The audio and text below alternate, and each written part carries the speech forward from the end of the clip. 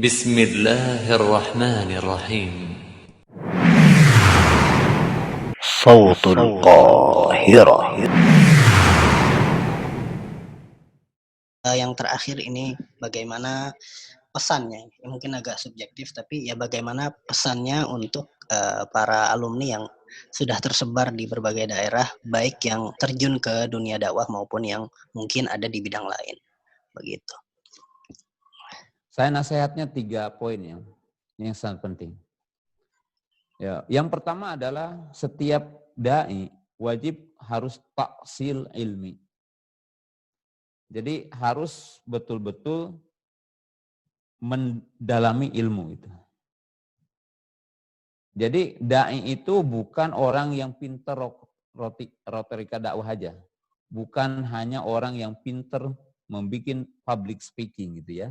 Bagaimana dia orasi itu bukan yang dimaksud.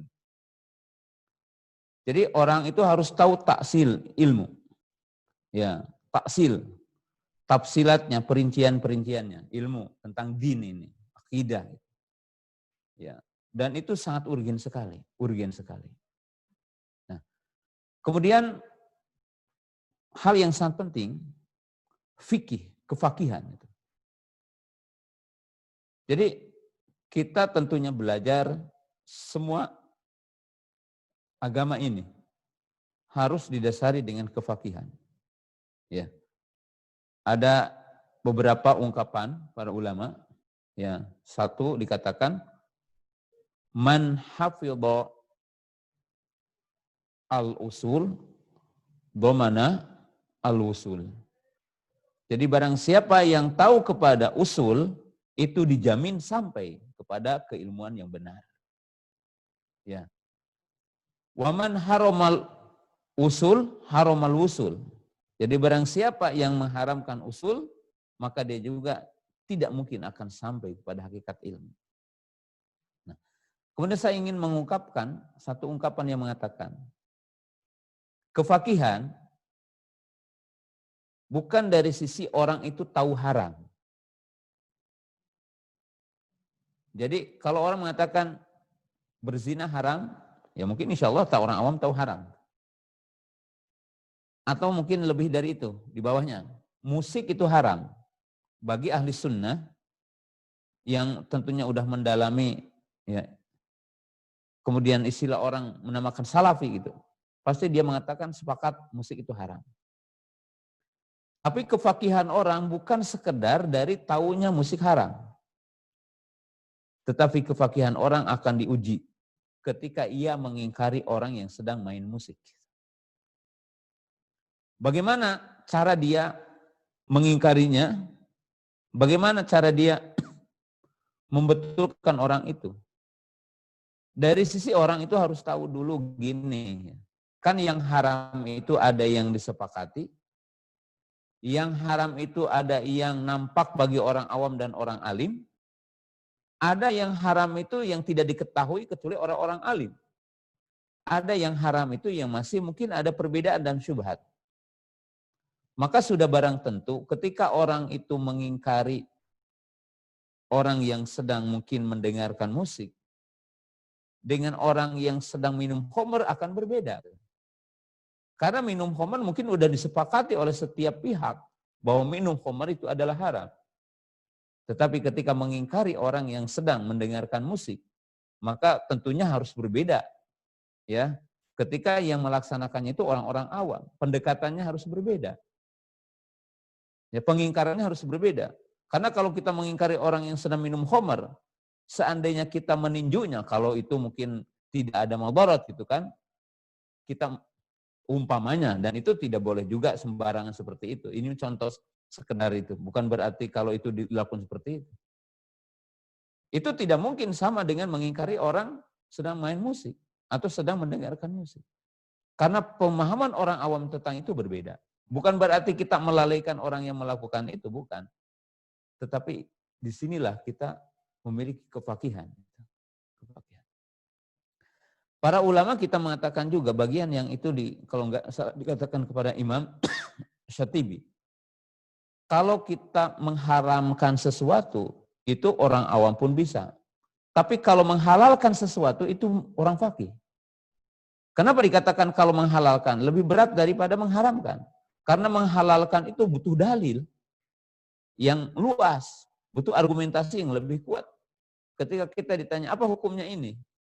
Kalau orang mengatakan haram, ya, gitu aja. Tapi ketika kita menghalalkan, itu perlu kepada penelitian. Lebih panjang daripada kita mengharamkan. Daripada kita mengharamkan. Nah, maka di sini para dai yang dimuliakan Allah Subhanahu wa taala, antum semua ya taksil ilmu dan kefakihan itu harus ditingkatkan. Nah, kemudian nasihat yang kedua, saya ingin menyampaikan bahwa setiap dai itu harus memiliki akhlak yang mulia. Jadi akhlak yang mulia ini adalah satu perkara yang sangat urgen. Saya gambarkan gini, antara orang berakhlak dengan tidak berakhlak itu digambarkan kalau kita akan menghidangkan rendang ayam atau rendang daging. Itu kalau wadahnya pispot itu wadah kencing gitu ya. Maka sehebat apapun, selezat apapun itu tidak akan ada orang yang menyantapnya gitu. Kenapa? Karena dihidangkan di tempat yang tidak baik.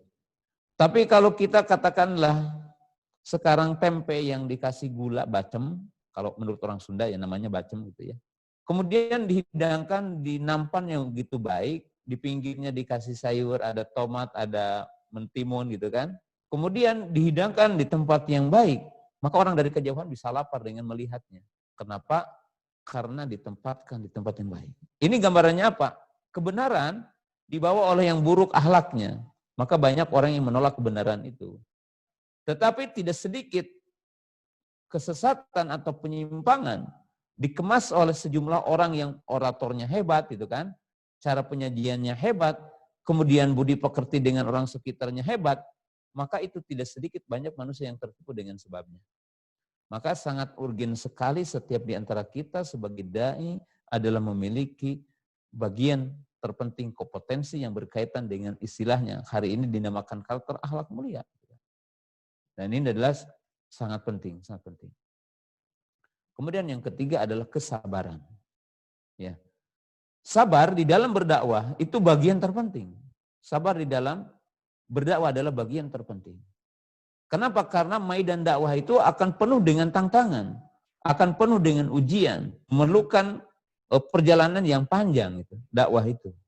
Karena dakwah itu tentunya merubah membimbing hati manusia, mengarahkan manusia, ya.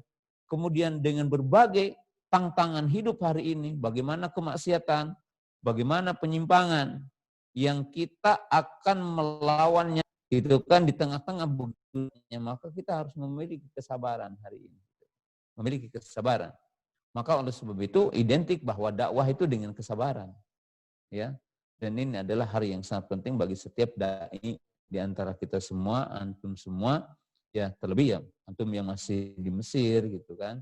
Maka gunakanlah waktu-waktu itu untuk memiliki ilmu yang taksil ya. Taksil itu betul-betul mendalam lah gitu. Kuaid-kuaidnya. Jadi sekarang mungkin antum belajar fikih, kemudian tarjihat fikih, itu betul-betul harus dikuasai dengan matang gitu ya, bukan hanya mungkin kata syekh ini gitu kan, menurut madhab ini. Ya, itu tentunya bagian yang terpenting juga bagi kita dalam menjelaskan agama ya. Tetapi orang harus malakah dalam arti kalau saya katakan bahwa koneksi ilmu. Jadi antum itu harus mampu mengkoneksikan semua ilmu ya. Karena kan connection itu merupakan bagian dalam teori belajar. Jadi sejauh mana usul fikih itu menjadi bagian dalam hidup antum. Bagaimana bahasa Arabnya, bagaimana qawaid fikihnya, bagaimana qawaid tafsirnya. Ketika antum menjelaskan satu masalah, maka semua disiplin ilmu menjadi bagian dalam hidup antum. Dan itu yang dinamakan dengan taksil. Gitu. Taksil ilmu. Wallah. Mudah-mudahan ini bisa bermanfaat bagi antum semua. Dan terus semangat belajar ya selama antum punya kesempatan untuk duduk di majelis-majelis ilmu. Masya Allah ya. Berarti itu tadi pesannya ya 3 hal penting. Yang pertama ta'silul ilmi, yaitu memiliki kekuatan yang mumpuni dalam disiplin ilmu, ya. Istilahnya bekal yang mumpuni dalam setiap disiplin ilmu dan memiliki kemampuan untuk mengkoneksikan setiap ilmu yang dimiliki. Kemudian tadi kesabaran, ya, masuk ke kesabaran, bahwa semuanya juga harus dengan kesabaran, dan hal yang juga jadi poin penting adalah akhlak mulia, karena dengan tanpa akhlak itu bisa mempengaruhi bagaimana kita menyampaikan sebuah ilmu dan bisa ditolak karena akhlak kita yang mungkin kurang baik begitu. Baik, Ustaz, jazakumullah khairan katsira atas kesempatannya. Semoga Allah Subhanahu wa taala memberkahi majelis kita kali ini dan memberi manfaat kepada rekan-rekan yang mungkin mendengarkan majelis kita saat ini. Barakallahu fikum. Semoga Ustaz diberi kesehatan selalu dan kelancaran di setiap urusannya, Ustaz. Semoga juga bisa segera berjumpa di Indonesia nanti. Masya Allah, amin. Insya Allah, Ana juga ada waktu untuk ke Mesir kembali. Insya Allah ya, Ustaz. Nanti kalau ada ke Mesir, insya Allah hubungi Ana aja, Ustaz. Mudah-mudahan Ana masih di Kairo. Siap. Mudah-mudahan. Taib kita. Syukran, barakallahu fikum. Barakallahu fikum. Taib, mungkin kita cukupkan majelis kita pada kesempatan kali ini. Terima kasih telah mendengarkan podcast Suara Kairo. Kita tutup dengan doa kafaratul majlis. Subhanakallahumma wa bihamdik asyhadu an la ilaha illa anta astaghfiruka wa atubu ilaik. Wassalamualaikum warahmatullahi wabarakatuh.